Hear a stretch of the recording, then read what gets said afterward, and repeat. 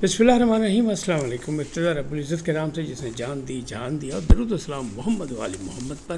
آئیے ان کے ساتھ ناصر نقوی حاضر ہے۔ ناظرین، خبر یہ ہے بلکہ کہانی ہے کہ صدر ٹرمپ کو جمی کارٹر نے کیا مشورہ دیا تھا، اور جنگی جنون میں یعنی جنگی جنون اور جھوٹا بھارتی میڈیا، عمران خان کی رہائی کا مرحلہ، علیمہ خان کا انکار، اور سفارتی محاذ گرم، اور مودی جی کا نفرت انگیز رویہ، ان تمام باتوں کو گفتگو کروں گا۔ لیکن پہلے آپ سے گزارش آئی ہے ان کو سبسکرائب کریں، لائک کریں، گھنٹی کا بٹن دبانا بھولیں، اور اپنی قیمتی رائے کا اظہار اپنی شخصیت کے مطابق کریں۔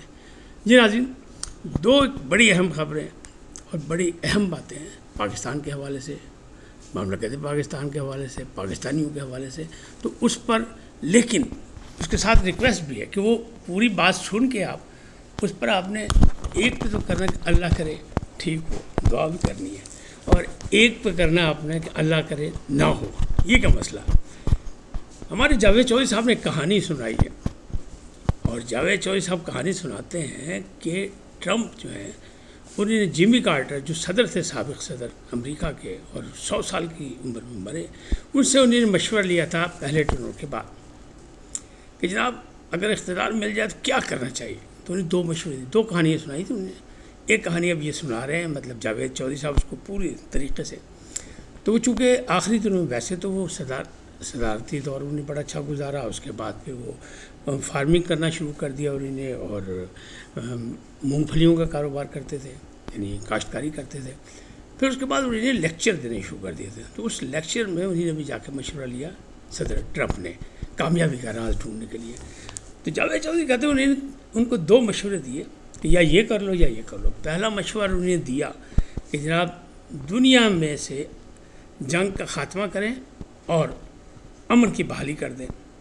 تو آپ کو یاد ہوگا صدر ٹرمپ نے یہ الیکشن جیتا، تو اس کے بعد کہا میں سب جنگیں ختم کر دوں گا، اور میں امن چاہتا ہوں، کاروبار چاہتا ہوں، خوشحالی چاہتا ہوں لوگوں کی۔ تو یہ بات بھی انہیں مان لی۔ اور دوسرا کیا مشورہ تھا؟ دوسرا مشورہ یہ تھا کہ جنگ سے خود نکل آؤ، چین کو اس میں پھنسا دو، کسی طریقے سے پھنسا دو۔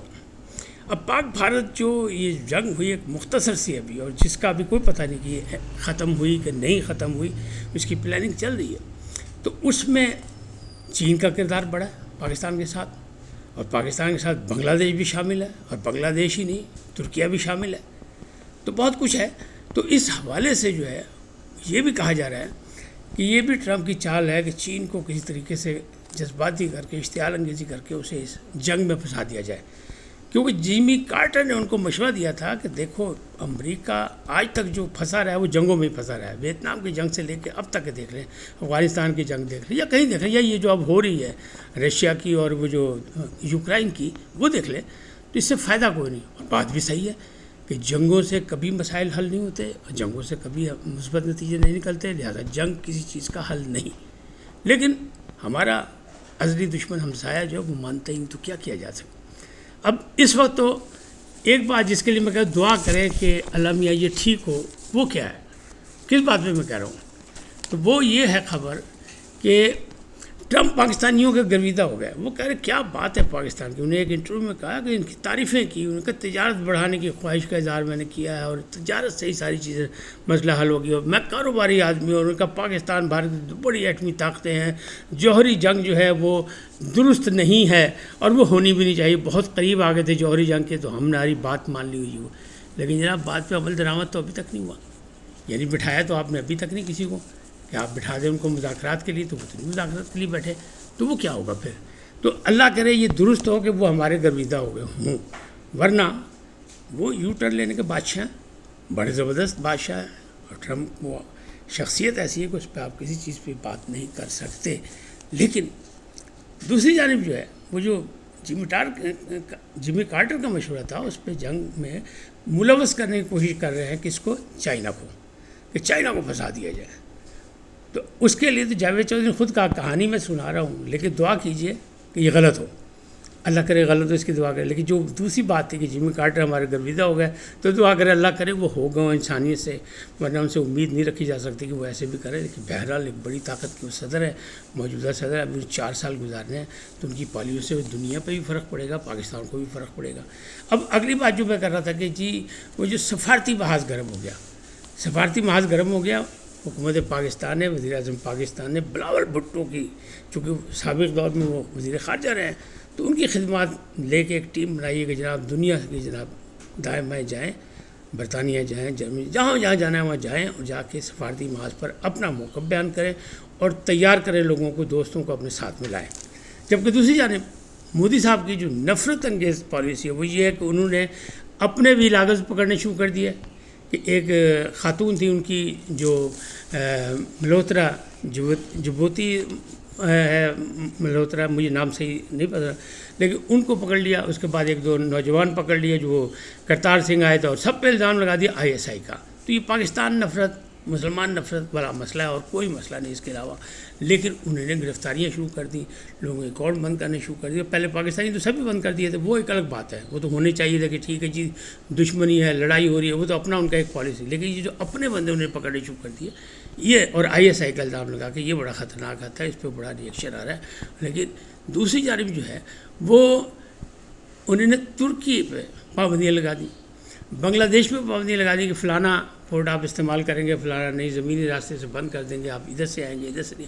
تجارت کے مسئلے مسائل کھڑے کر رہے ہیں, یعنی وہ جو پاکستان کے ساتھ کھڑا اس کی مخالفت کر رہے ہیں کہ جی ترکی ڈرون استعمال ہوئے ہیں لہٰذا ان کو ختم کریں. ان کی ایک ویلاگر نے تو کہہ دیا ترکی ڈرون اس لیے استعمال میں کہ وہ حلال ڈرون ہے, ترکی مسلمان ملک ہے لہٰذا ڈرون جو ہے نا وہ حلال ملک ہے اور وہ حلال ڈرون ہے. تو عجیب و غریب ان کی ہے, لیکن ہے وہی کہ مسلم دشمنی, پاکستان دشمنی.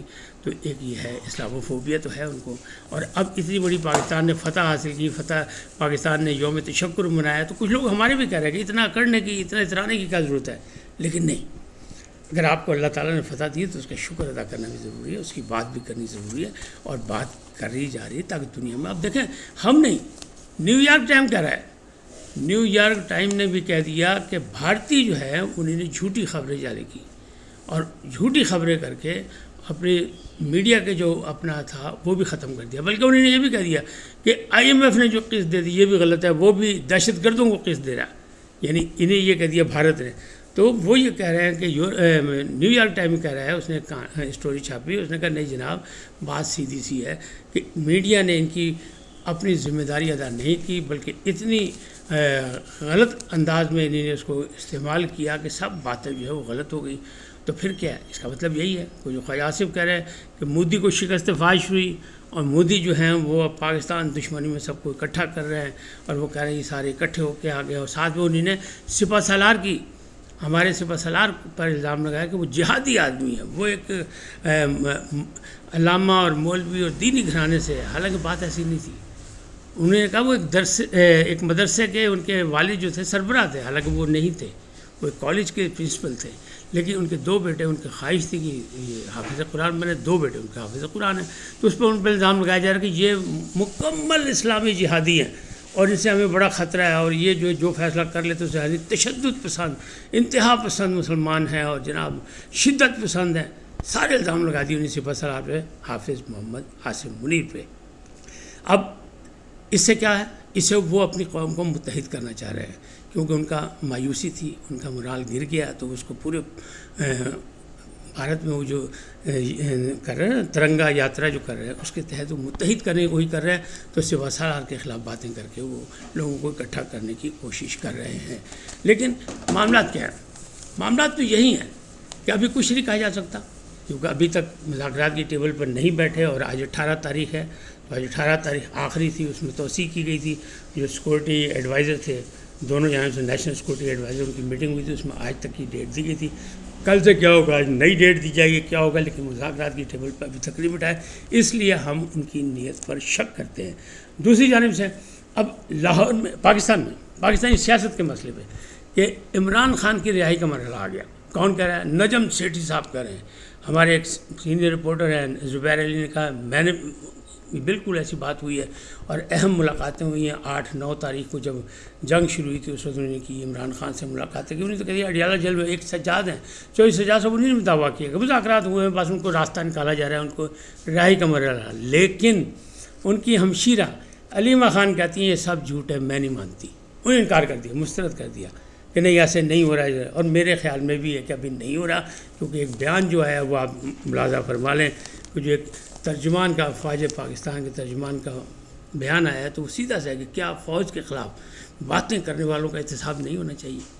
تو یہ وہ سوالیہ نشان ہے کہ کیسے ان کے لیے معاملات ٹھیک ہوئے، کیوں ان پر 9 مئی کے جو مقدمات ہیں. پھر اب ملٹری ٹرائل کی بھی بات ہو رہی ہے کہ سول عدالتوں سے ان کو ملٹری کورٹ میں لے جایا جائے. اس میں ان کا بھی چانس ہے کہ عمران خان صاحب کو بھی وہاں لے جایا جائے، اور عمران خان صاحب نے خود کہا تھا کہ مجھے وہاں لے جائیں گے ملٹری ٹرائل میں.